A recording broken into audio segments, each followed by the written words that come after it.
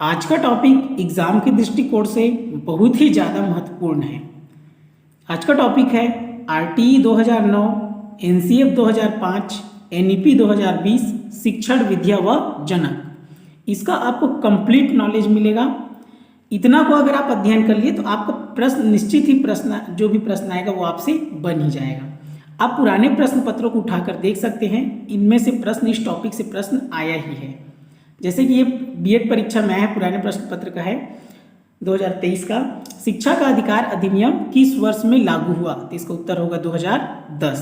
तो ऐसे ही बहुत सारे प्रश्न हैं। अगर आपके पास प्रश्न पत्र नहीं है तो आप मेरे टेलीग्राम चैनल पर जाकर इसका पीडीएफ प्राप्त कर सकते हैं। मेरे डिस्क्रिप्शन में टेलीग्राम चैनल का लिंक दिया गया है, उससे आप प्राप्त कर सकते हैं प्रश्न पत्र को।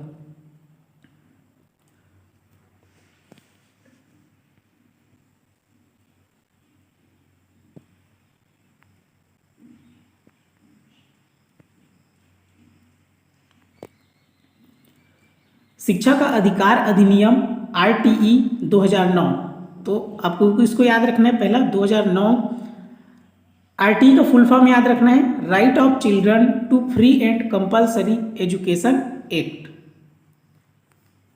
वर्ष 2002 में संविधान के 86वें संशोधन द्वारा अनुच्छेद 21A से 6 से 14 वर्ष तक के सभी बच्चों को मुफ्त एवं अनिवार्य शिक्षा उपलब्ध कराने का प्रावधान किया गया था। ये अनुच्छेद किसी में अनुच्छेद 21 क भी लिखता है, 21A, दोनों चीज एक ही है, आपको याद रखना है। तो क्या याद रखना है? अनुच्छेद 21A 6 से 14 वर्ष मुफ्त एवं अनिवार्य शिक्षा, 86वें संविधान संशोधन। इसको प्रभावी बनाने के लिए 4 अगस्त 2009 को लोकसभा में यह अधिनियम पारित किया गया, जो 1 अप्रैल 2010 से पूरे देश में लागू हो गया। तो आपको पारित को याद करना है। पारित कब किया? 2009 में, और लागू कब किया? 2010 में। ये प्रश्न तो बनता ही है, और अभी एक पिछले साल ही ये प्रश्न आया है। धारा 12 आरटीई 2009 के अनुसार प्राइवेट या निजी स्कूलों में कितने प्रतिशत सीटें गरीब विद्यार्थियों के लिए आरक्षित होती है? तो 25%। आपको धारा को याद रखना है, धारा 12 जो 25% छूट रहता है वाला। ऐसे बच्चों के सफल समावेशन के लिए एक टीचर को साम्यता पर आधारित पेडागोजी का यूज करना चाहिए। धारा 13 धारा को भी पूछ लेता है, इसलिए आपको याद रखना है, प्रति व्यक्ति फीस लेने पर शुल्क का जुर्माना देना होगा। धारा 14 किसी बालक के पास एज प्रूफ न होने की स्थिति में विद्यालय में प्रवेश लेने से इनकार नहीं किया जा सकता।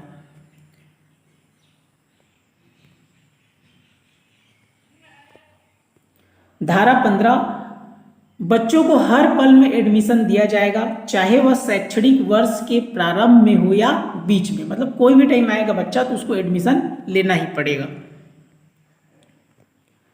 धारा 16 स्टूडेंट को न तो क्लास में फेल किया जाएगा और न ही विद्यालय से निकाला जाएगा।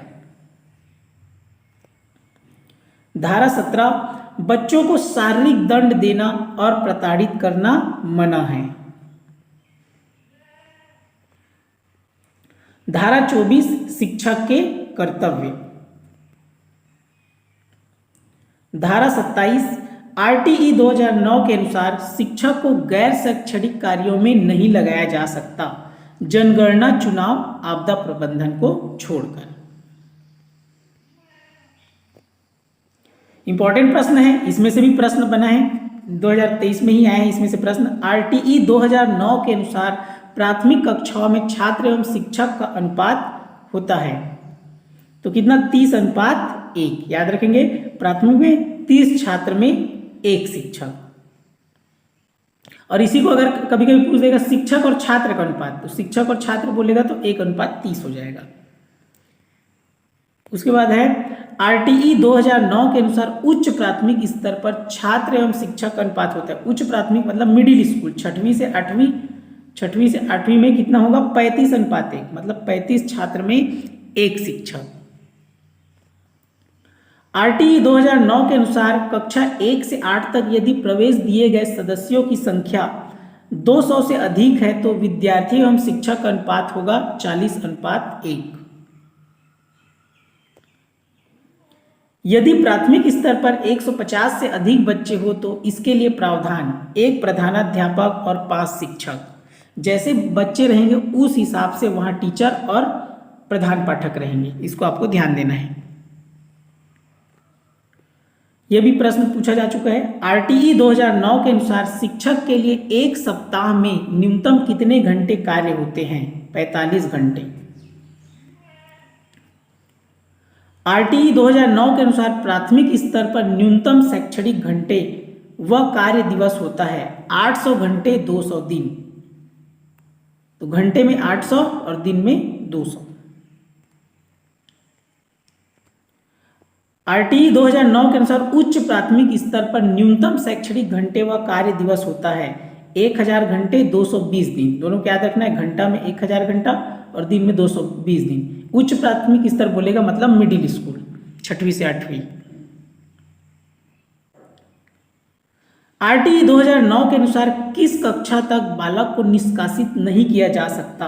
8वीं तक। आरटीई 2009 के अनुसार 8वीं क्लास तक के बच्चों को उनकी मातृभाषा में शिक्षा देनी चाहिए। मातृभाषा मदर टंग में, मतलब जो उसका भाषा है। इस मातृभाषा कहने का मतलब अगर वो छत्तीसगढ़ी उसका भाषा है तो उसको छत्तीसगढ़ी में ही पहले उसको शिक्षा देना है, न कि हिंदी में।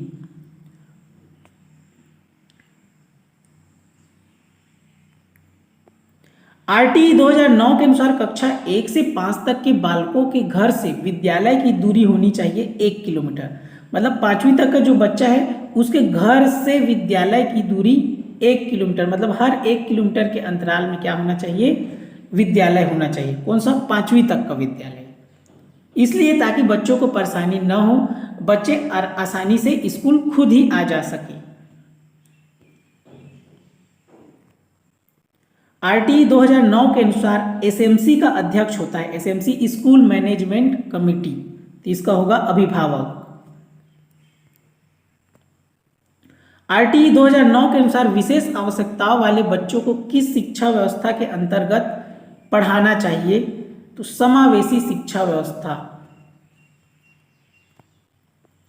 शिक्षा का अधिकार अधिनियम 2009 के क्रियान्वयन के बाद कक्षा कक्ष आयु के अनुसार अधिक समझाती है। यह प्रश्न पूछा जा चुका है, इसको आयु को आपको याद रखना है। आरटीई 2009 के अनुसार दिव्यांग बच्चों के लिए मुफ्त शिक्षा, तो दिव्यांग बच्चों के लिए है, जो हैंडीकैप्ड होते हैं उनके लिए कब तक है? 18 वर्ष तक, और बाकी के लिए 6 से 14 वर्ष तक है। लेकिन जो दिव्यांग बच्चे हैं, हैंडीकैप्ड है, उनके लिए 18 वर्ष तक है। इसको याद रखना है। ये आरटीई रिलेटेड ये सभी प्रश्न इंपॉर्टेंट है, इतना को आप पढ़ ले तो आपसे प्रश्न जरूर बनेगा। एनसीएफ 2005, एनसीएफ का फुल फॉर्म याद रखना है, पूछ देता है ये नेशनल करिकुलम फ्रेमवर्क 2005 को याद रखना है। हिंदी में राष्ट्रीय पाठ्यचर्या की रूपरेखा। राष्ट्रीय पाठ्यचर्या की रूपरेखा 2005 एक ऐसा दस्तावेज है, याद रखना है क्या है? दस्तावेज है, जिसमें ऐसे विषयों पर चर्चा की गई है कि बालकों को क्या और किस प्रकार से पढ़ाया जाना चाहिए। तो दस्तावेज को आपको याद रखना है। एनसीएफ 2005 की उत्पत्ति रविन्द्रनाथ टैगोर के सभ्यता और प्रगति नामक निबंध से हुई है। एनसीएफ 2005 का अनुवाद संविधान की 8वीं अनुसूची में दी गई भाषाओं में किया गया है। 8वीं अनुसूची को याद रखना है। एनसीएफ 2005 को प्रोफेसर यशपाल की अध्यक्षता में तैयार किया गया। अध्यक्ष को याद रखना है, प्रोफेसर यशपाल। राष्ट्रीय पाठ्यचर्या की रूपरेखा 2005 के मार्गदर्शी सिद्धांत: ज्ञान को स्कूल के बाहरी जीवन से जोड़ा जाए, पढ़ाई को रटन प्रणाली से मुक्त किया जाए। पाठ्यचर्या पाठ्य पुस्तक केंद्रित ना हो, परीक्षा को अधिक लचीलापन बनाना और कक्षा की गतिविधियों से जोड़ना। राष्ट्रीय मूल्यों के प्रति आस्थावान विद्यार्थी तैयार किए जाए। राष्ट्रीय पाठ्यचर्या की रूपरेखा 2005 के प्रमुख सुझाव: बालक सक्रिय है, वह स्वयं से जाने और सीखे और नई नई चीजों को आजमाए, जोड़ तोड़ करे, गलतियां करे और स्वयं सुधार करे। सीखना सक्रिय व सामाजिक गतिविधि है।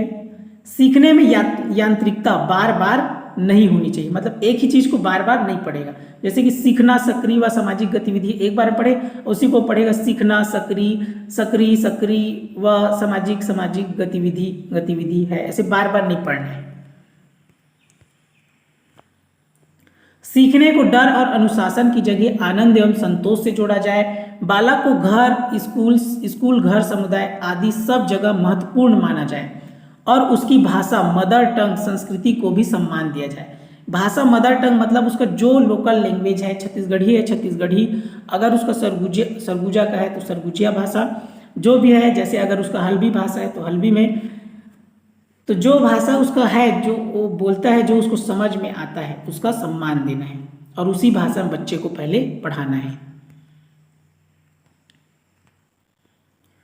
बहुभाषिक कक्षा शिक्षण 3 भाषाओं त्रिभाषा सूत्र की वकालत करता है। याद रखेंगे इसको, कौन सा? त्रिभाषा सूत्र की वकालत करता है, इंपॉर्टेंट है ये। इसने भाषा के 4 कौशल की बात की है: सुनना, बोलना, पढ़ना, लिखना।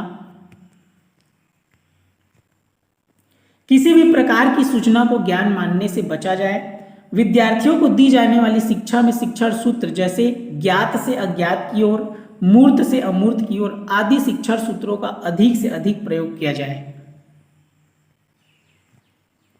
पनिशमेंट एंड रिवार्ड की भावना को सीमित किया जाए। सहशैक्षिक गतिविधियों में बच्चों के अभिभावकों को भी जोड़ा जाए।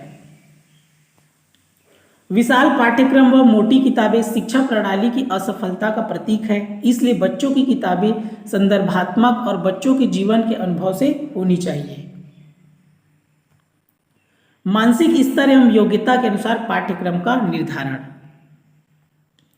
ये इंपॉर्टेंट है आपका। एनसीएफ 2005 के प्रमुख सूत्र बिना भार के अधिगम या लर्निंग विदाउट बर्डन, इसको याद रखेंगे, बिना भार के अधिगम। अधिगम क्या है? एनसीएफ 2005, इसको आपको याद रखना है। मूल्यों को उपदेश देकर नहीं, वातावरण देकर स्थापित किया जाए। पुस्तकालय में बच्चों को स्वयं पुस्तक चुनने का अवसर दे। शांति शिक्षा को बढ़ावा, महिलाओं के प्रति आदर एवं जिम्मेदारी का दृष्टिकोण विकसित करने की कार्यक्रम का आयोजन करना। सांस्कृतिक कार्यक्रमों में मनोरंजन के स्थान पर सौंदर्य बोध को बढ़ावा दे। शिक्षकों को अकादमिक संसाधन व नवाचार आदि समय पर पहुंचाया जाए। समुदाय को मानवीय संसाधन के रूप में प्रयुक्त होने का अवसर दे। बालकों के चहुमुखी विकास पर आधारित पाठ्यचर्या हो। सभी विद्यार्थियों हेतु समावेशी वातावरण तैयार करना। एनसीएफ 2005 के अनुसार मैथ्स के ऑब्जेक्टिव, इसके अनुसार प्राइमरी क्लास में मैथ्स का नेचर एकीकृत होना चाहिए। याद रखना है, 5वीं तक में मैथ्स का नेचर क्या होना चाहिए? एकीकृत, इंपॉर्टेंट है। इसका मतलब मैथ्स को दूसरे सब्जेक्ट के साथ एकीकृत करके पढ़ाना चाहिए। एनसीएफ 2005 इस बात पर भी बल देता है कि स्कूल गणित आधारित होनी चाहिए, क्योंकि ये स्टूडेंट को गणित में अर्थपूर्ण समस्याओं को सॉल्व करने के लिए प्रोत्साहित करता है और गणित में अमूर्त संकल्पनाओं को समझने के लिए यह मूर्त अनुभव उपलब्ध कराता है। एनसीएफ 2005 याद रखना है कितनी विधियों पर जोर देता है? 5 विधियों पर जोर देता है। पहला, करके सीखना, ये 5 विधि आपको याद रखना है, इंपॉर्टेंट है। करके सीखना, निरीक्षण विधि, परीक्षण विधि, सामूहिक विधि, मिश्रित विधि। एनसीएफ 2005 में शिक्षक के प्रति दृष्टिकोण शिक्षक ज्ञान का स्रोत नहीं अपितु एक ऐसा सुगम करता है जो सूचना को अर्थ या बोध में बदलने की प्रक्रिया में विविध उपायों द्वारा बच्चों हेतु सहायक हो। इंपॉर्टेंट है कि शिक्षक क्या है? एक सुगम करता है, सुविधा दाता है। याद रखना है, ये प्रश्न बनता है बच्चों के लिए। क्या है? शिक्षक केवल उसको सुविधा प्रदान करता है, सुगम करता है, इसको याद रखना है।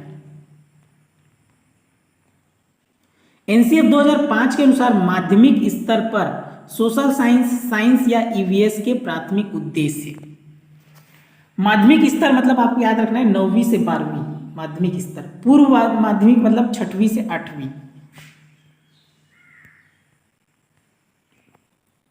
राष्ट्र के समक्ष सामाजिक आर्थिक चुनौतियों की समझ विकसित कर सके, प्राकृतिक और सामाजिक वातावरण के परस्पर संबंध पर बल देते हुए वातावरण की समग्र समझ विकसित करना,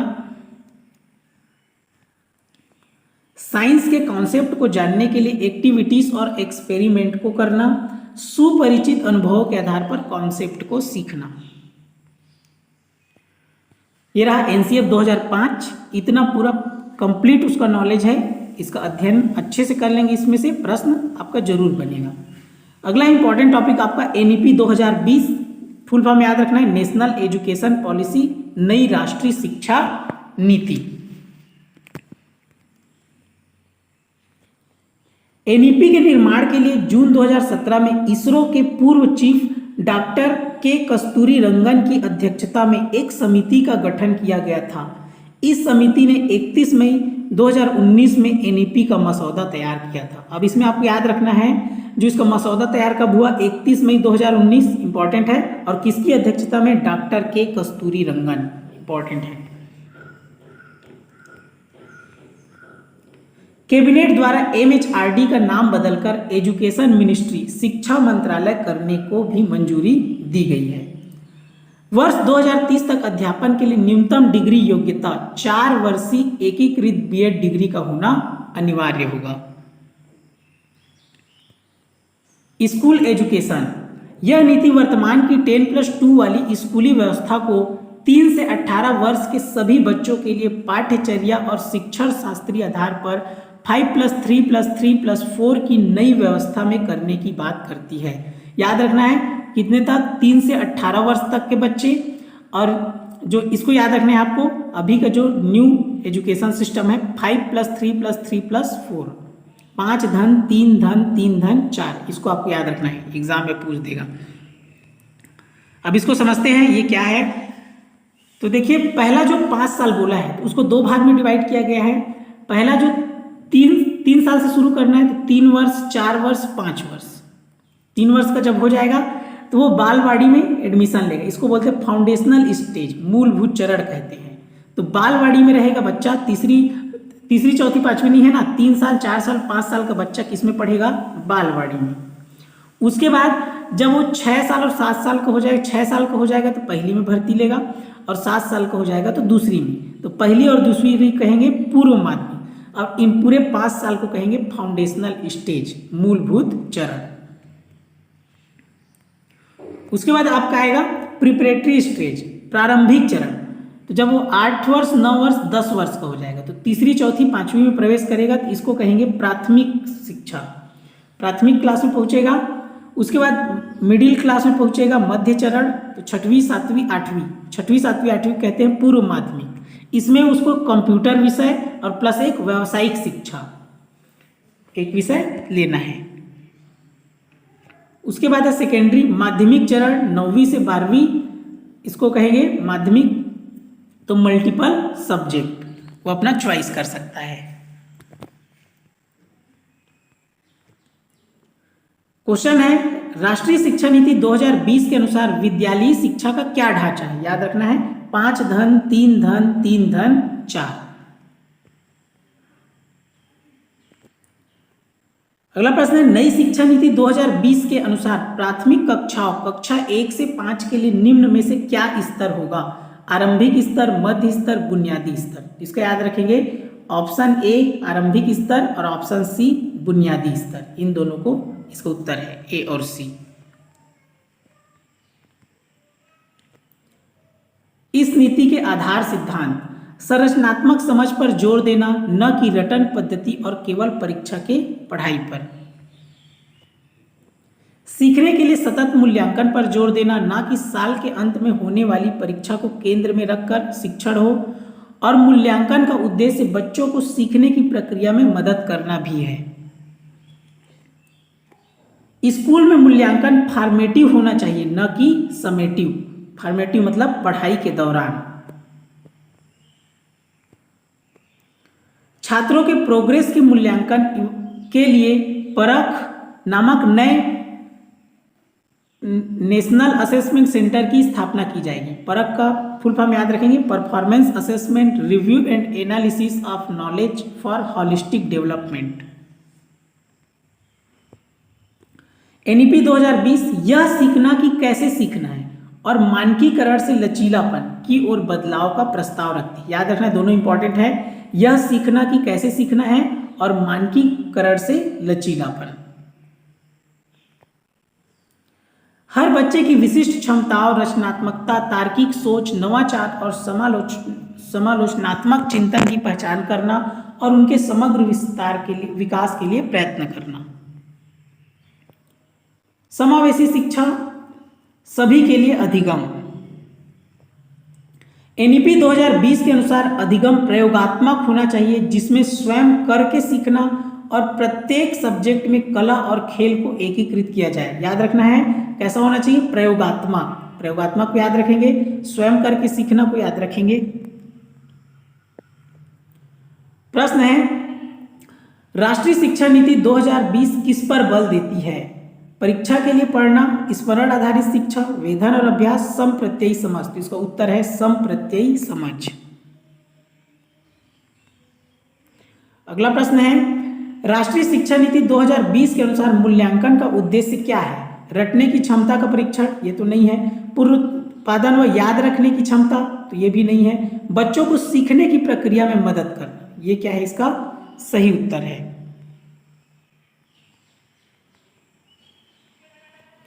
अगला प्रश्न है, एनईपी 2020 में निम्न में से कौन सा प्रावधान नहीं सुझाया गया है?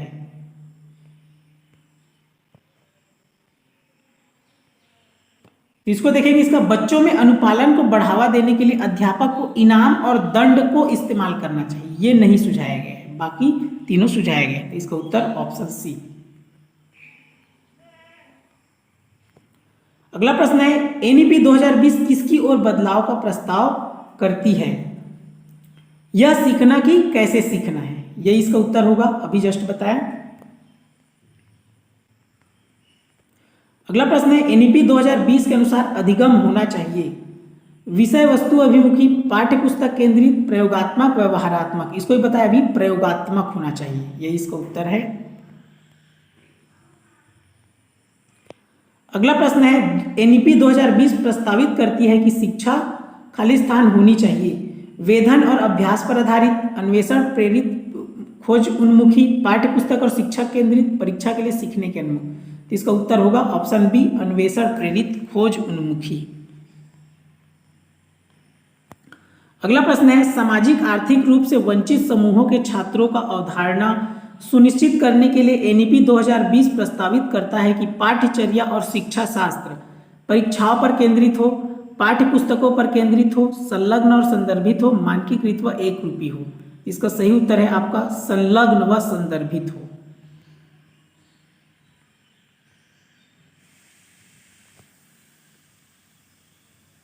अगला प्रश्न है, विद्यार्थियों के आकलन के लिए एनईपी 2020 द्वारा निम्न में से कौन से उपकरण विधियां प्रस्तावित की गई है? भूमिका अदा करना, समूह में कार्य करना, पोर्टफोलियो बनाना, परियोजना। तो ये क्या है? ये चारों ही इसका सही उत्तर है। अगला प्रश्न है, एनईपी 2020 में प्रस्तावित बदलाव है मानकीकरण से लचीलापन, रचनात्मक मूल्यांकन से योगात्मक मूल्यांकन, संरचनाओं की समझ से परीक्षा के लिए सीखना, बहुविषयकता से कठोरता। तो इसका उत्तर है मानकीकरण से लचीलापन। अगला प्रश्न है, एनईपी 2020 के अनुसार आकलन के क्या उद्देश्य है? सीखने के स्तर को सुनिश्चित करने के लिए विद्यार्थियों में तनाव उत्पन्न करना और डर पैदा करना, ये तो हो ही नहीं सकता, तो इसको कट कर देंगे। अध्यापन अधिगम क्रियाओं को दोहराना, ये सही है। अधिगम और विकास को अनुकूलित करना, ये भी सही है। कक्षा के अंदर बाहर विद्यार्थियों को समर्थन देने, ये भी सही है। तो बी सी डी इसका सही है। एनईपी 2020 द्वारा भाषाओं के लिए कही गई बातें, इंपॉर्टेंट है टॉपिक। बहुभाषिकता और विविधता को प्रोत्साहन देना, क्योंकि बहुभाषी होने के उच्च संज्ञानात्मक लाभ होते हैं। बच्चों की शिक्षा का माध्यम कम से कम कक्षा 5वीं या कक्षा 8वीं या उससे आगे तक भी घर की भाषा या मातृभाषा मदर टंग या स्थानीय भाषा होगी। बताया ना, जो भाषा में बच्चा जानता है वो छत्तीसगढ़ी जानता है छत्तीसगढ़ी, सरगुजा जानता है सरगुजिया में उसको सिखाना है, हल्बी जानता है तो हल्बी, अगर गोंडी जानता है तो गोंडी, जो भाषा उसको आता है उसी भाषा में बच्चे को पहले शिक्षा देना है। उसके बाद उसको दूसरा हिंदी, फिर अंग्रेजी, वो बाद में सिखाना है। पहले उसका जो लोकल लैंग्वेज है वो सिखाना है। राज्य विशेष रूप से भारत के अलग अलग राज्यों में 3 लैंग्वेज फार्मूला, त्रिभाषा सूत्र को अपनाएं, लेकिन इस फार्मूला में लचीलापन रखा जाएगा। त्रिभाषा सूत्र के अंतर्गत एक विकल्प के रूप में दूसरी भारतीय भाषा और संस्कृत का अध्ययन। याद रखना है, 3 लैंग्वेज फार्मूला एनईपी 2020 का है, इसको याद रखना है। और क्या रखना है, इसमें लचीलापन रखना है, इंपॉर्टेंट है।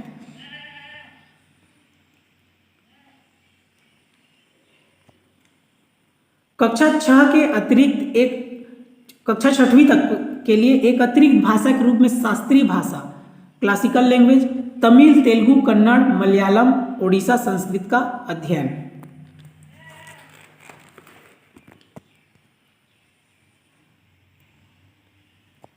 उसके बाद है माध्यमिक स्तर पर एक अतिरिक्त विकल्प के रूप में विदेशी भाषा, कोरियन, जापानी, थाई, फ्रेंच, जर्मन, स्पेनिश, पुर्तगाली और रूसी का अध्ययन।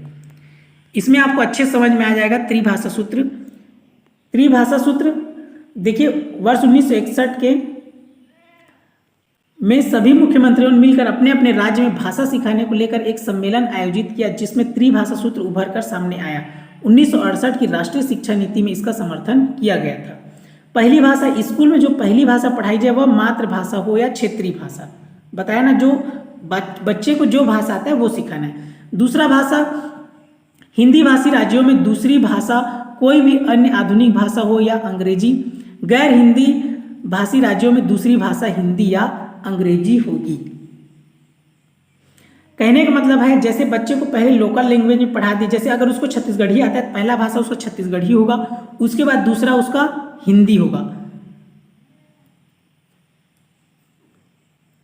वैसे ही जहां पहले अगर जिस बच्चे को पहले हिंदी आता है, अगर वो पहले हिंदी सीख लिया है तो उसके बाद उसका दूसरा भाषा क्या हो जाएगा, अंग्रेजी सिखाना है उसको।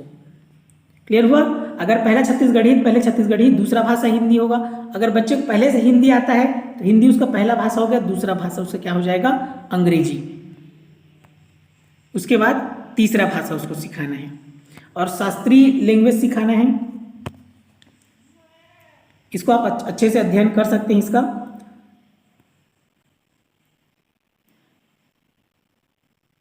जैसे पुदुचेरी, तमिलनाडु और त्रिपुरा छोड़कर सभी राज्यों ने त्रिभाषा फार्मूले और 3 भाषाओं को लागू किया है।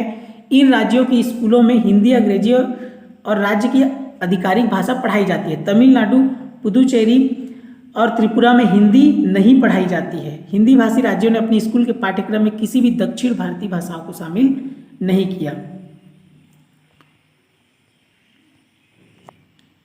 राष्ट्रीय शिक्षा नीति 2020 के अनुसार भारत सरकार की एक भारत श्रेष्ठ भारत पहल इस बात पर बल देती है कि विद्यार्थी अधिकांश रूप से प्रमुख भारतीय भाषाओं की उल्लेखनीय एकता के बारे में जानेंगे। इसको याद रखेंगे, एक भारत श्रेष्ठ भारत।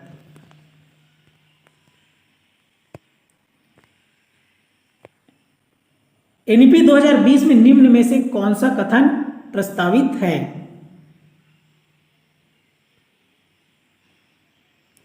इसका उत्तर होगा आपका, बाल विद्यार्थियों के लिए बहुभाषी होने के उच्च संज्ञानात्मक लाभ है।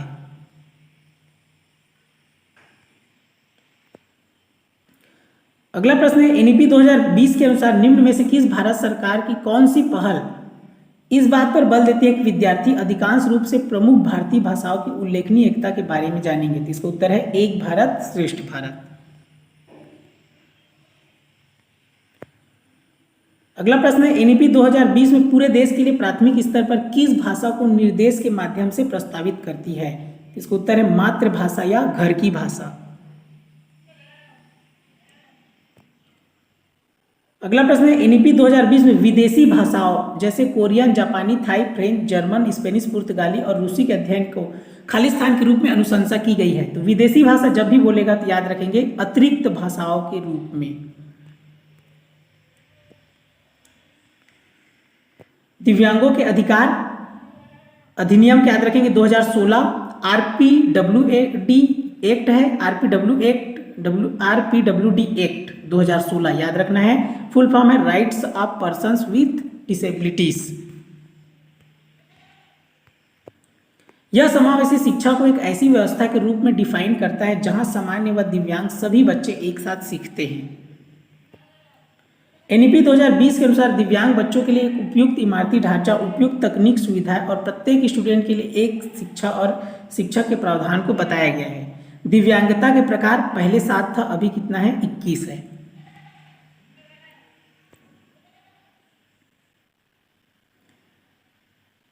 दिव्यांग छात्रों की शिक्षा के संदर्भ में निम्न में से किस प्रावधान को एनईपी 2020 द्वारा बढ़ावा नहीं दिया गया है?